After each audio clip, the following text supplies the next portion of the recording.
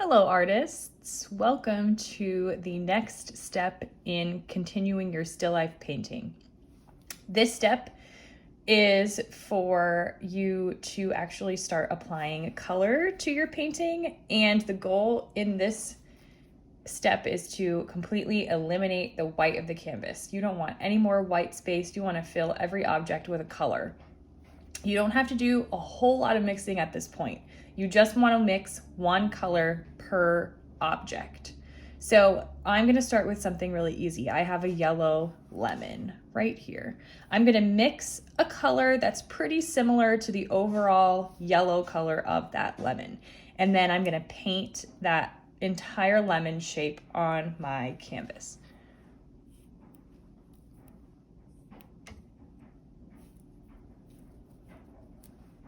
It's a little bit darker than the yellow from the tube. So to make yellow darker, we mix a little bit of purple.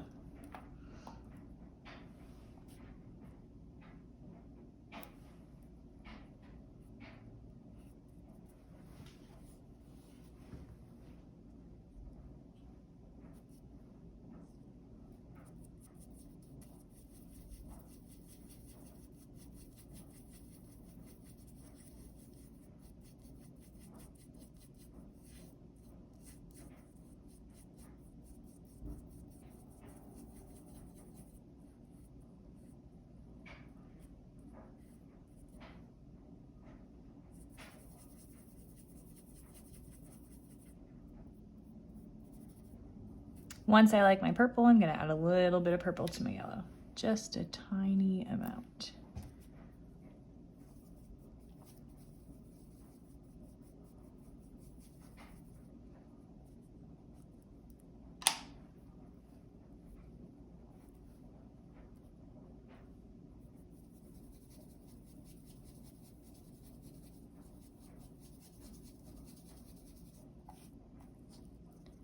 Getting a little bit darker, but it's not quite as muted as I want it to be yet.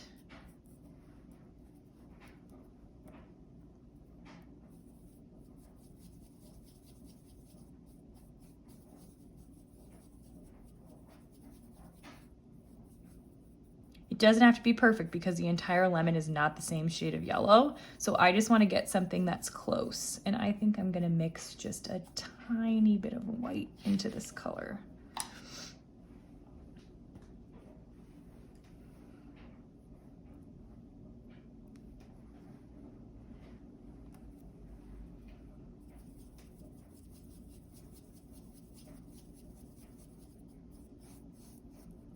You're gonna end up painting over most of whatever color you paint on first is anyways, so that's why it doesn't have to be absolute perfection.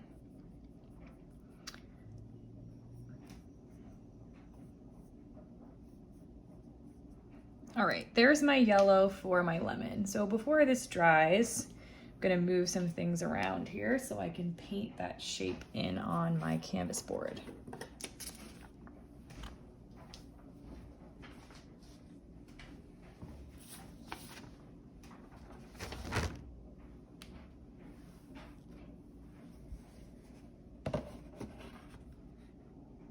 So I'm gonna fill in my whole lemon with this shade of yellow that I mixed. And I wanna eliminate any edges in between objects, so I'm gonna paint right on top of that blue. Yes, you will be able to see the blue after you paint, but for this step, we're only gonna do one coat of paint for each object.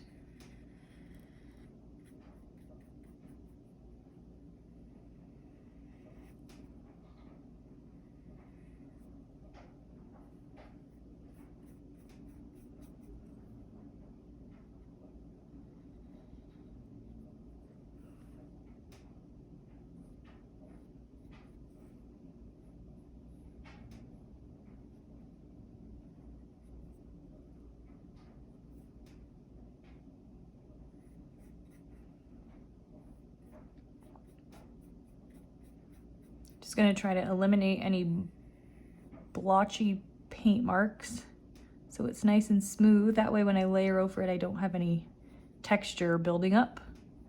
Okay, so there's my lemon. Now I'd move on to the next object, mix that color. Let's move on to the apple, right in the front, that red apple.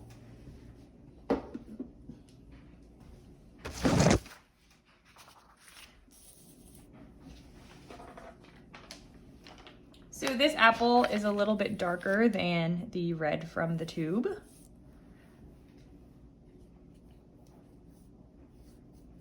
So I'm going to take some of my red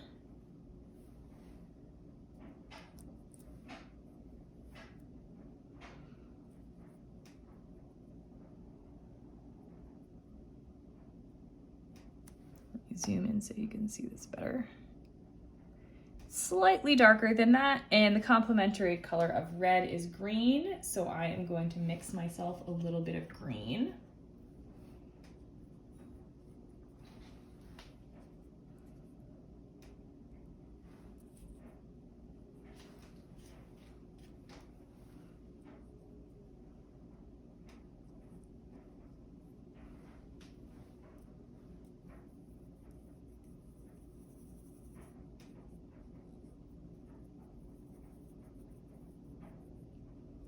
And I'm going to add just a touch of this to my red.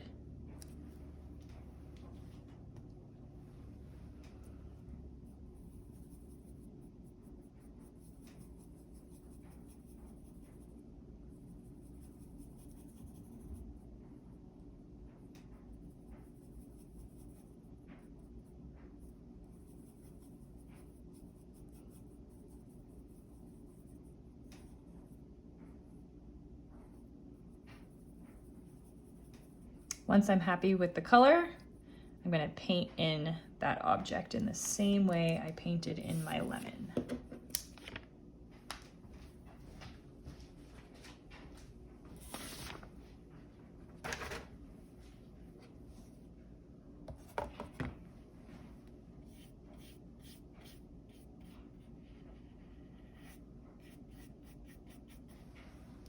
Remember, the larger the area you're painting, the larger the brush you should use. It will eliminate streaky paint marks. And you will spend less time reaching into your palette for more paint. Remember, we want to eliminate those blue outlines. Don't want to see them anymore. Otherwise, eventually all of your objects would have these big blue outlines and you wouldn't be able to get rid of them as easily.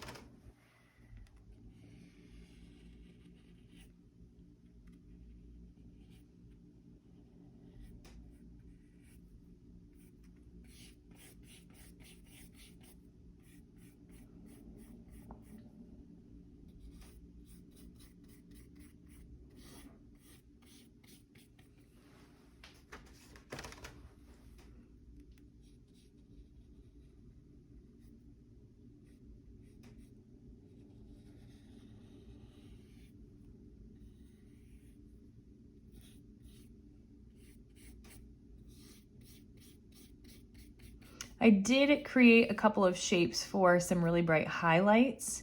So if I really want to, instead of painting over them, I could actually paint them in with a tint that is lighter than this red.